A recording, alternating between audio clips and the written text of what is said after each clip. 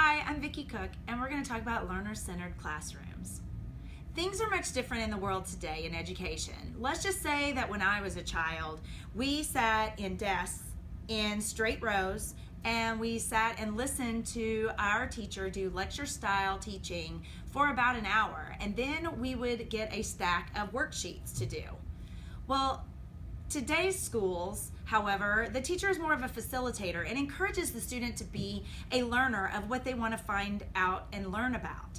We continue to have our standards of which we base the learning, but now we as teachers teach the information through mini lessons, and our learners research and gather information and learn based on their level and at their own pace. An example of learner-centered projects to begin with for teachers is to become comfortable with this style is a genius hour.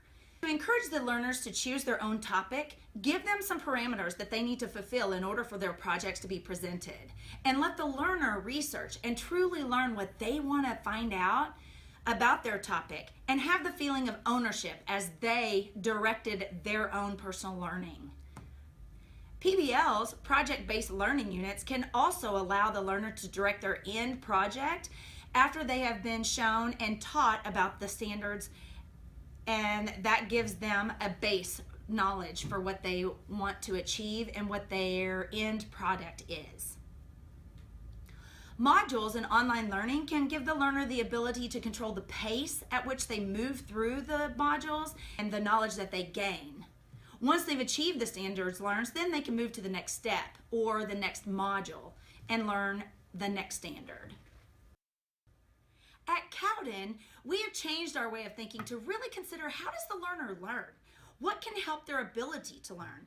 We decided that first, we like to be comfortable. I mean, how many of us have sat in a staff meeting and truly enjoyed sitting in a hard chair at a table in rows? We don't. So we decided that flexible seating would be introduced. In order to accomplish this building-wide, we knew it wasn't in the budget to go on a spending spree with catalogs and try and figure out what would work. So we started hitting the streets. We found items that would benefit our classrooms and not bust our wallets.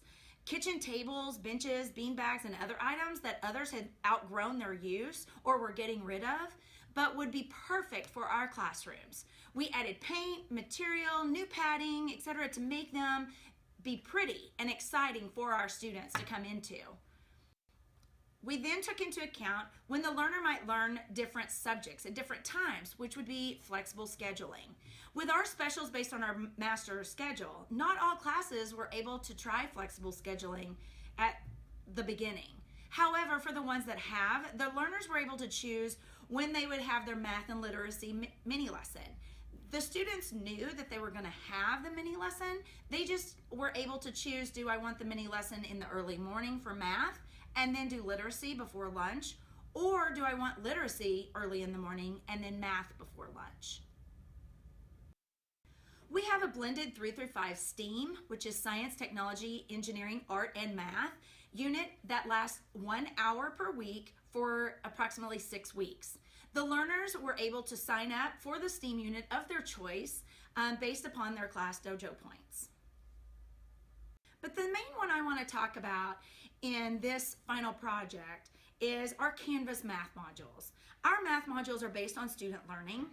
The learners begin based on their knowledge and can work at their own pace so they feel accomplishment and pride in the knowledge that they have learned the standard before moving on to the next one.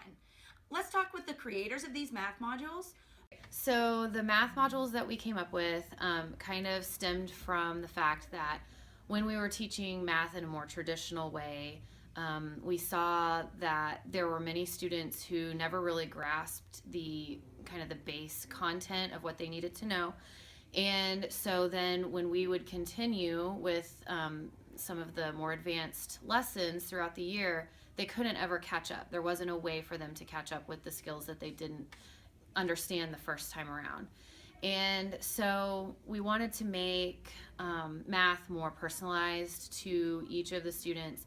And so by creating these math modules, they have the opportunity to work more at their own pace And as they're working at their own pace, we can really individualize our instruction to the kids that are struggling on certain topics.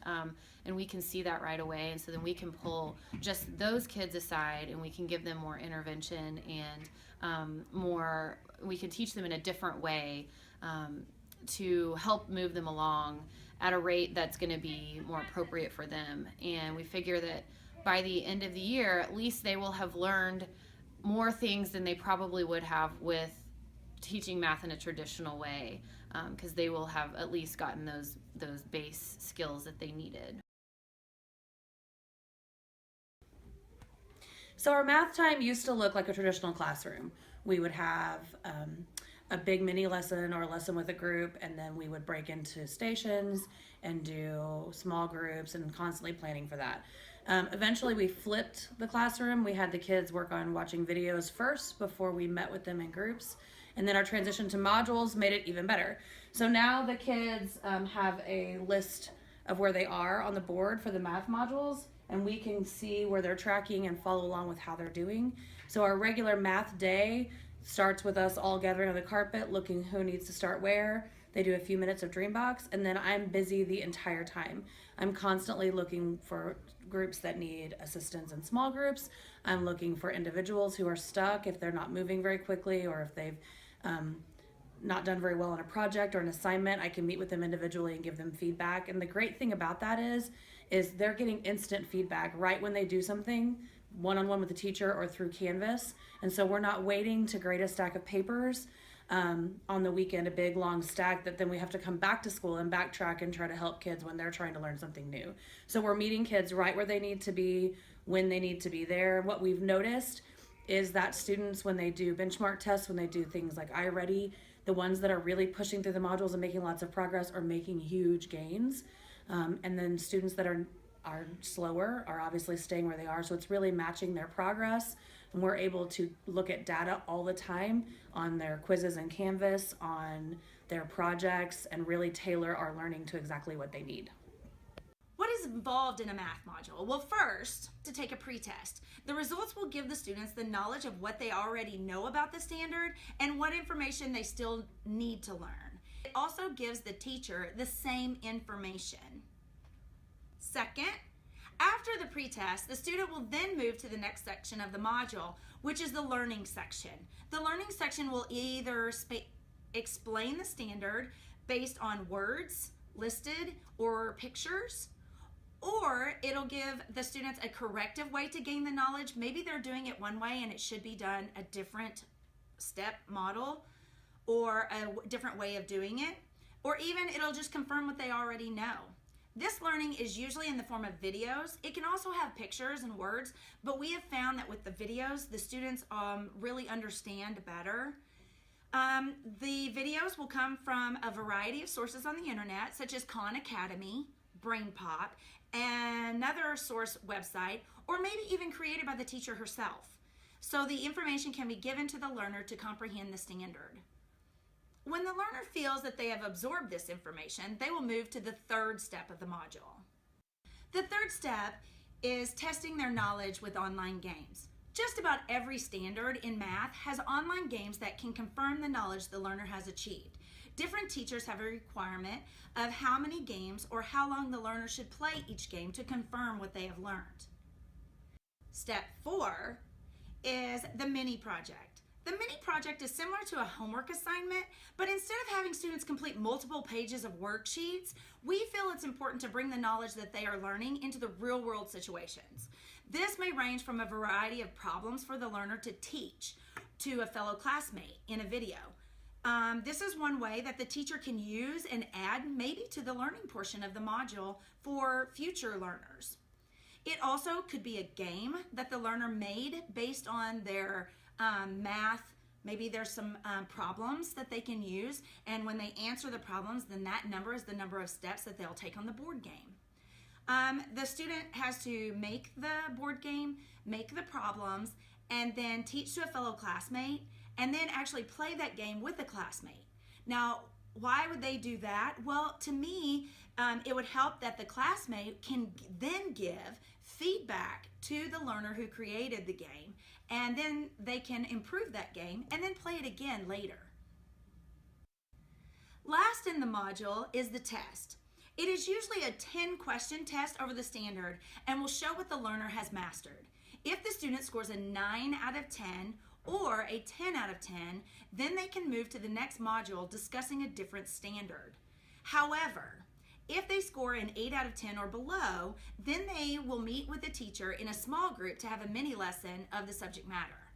This way, the student can have another form of learning.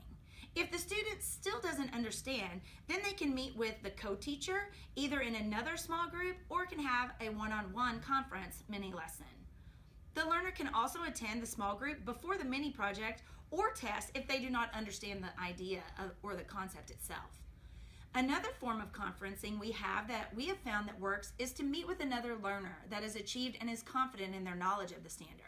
These learners will conference together, and because we all well know that students learn from other students, it also gives both learners the joy of sharing their knowledge with each other. We want our learners to be confident in their knowledge before they move on to the next standard. Welcome to Cowden! We are in night school. Let me show you some of the exciting things we do. Follow me.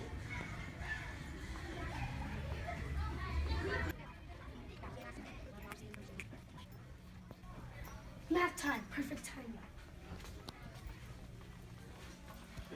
We are on my math module right now, and this is what we do on our math module. First, we have a pre-quiz. To learn, the teachers have to kind of know what we know about the module first before we even do it, so they know what they can teach us and what I need to learn.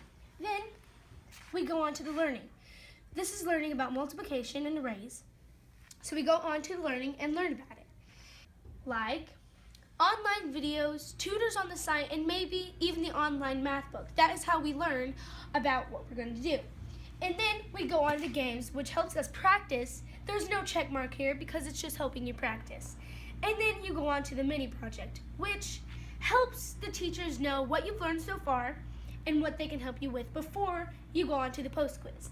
The mini project. Well, the mini project is kind of like homework. We do a lot of different things on the mini projects, like submit videos to teach other kids, make pictures to show angles what you've learned, and sometimes you even take pictures and submit them to Canvas. Now, we're going on to the post quiz. This is what helps you to get through the module and go on to the next one. This is what they know for the basic how you did. The post quiz is also for a grade. If you don't score high enough, you go in a small group or one-on-one with the teacher. It helps you get used to and help you meet the standard of the module.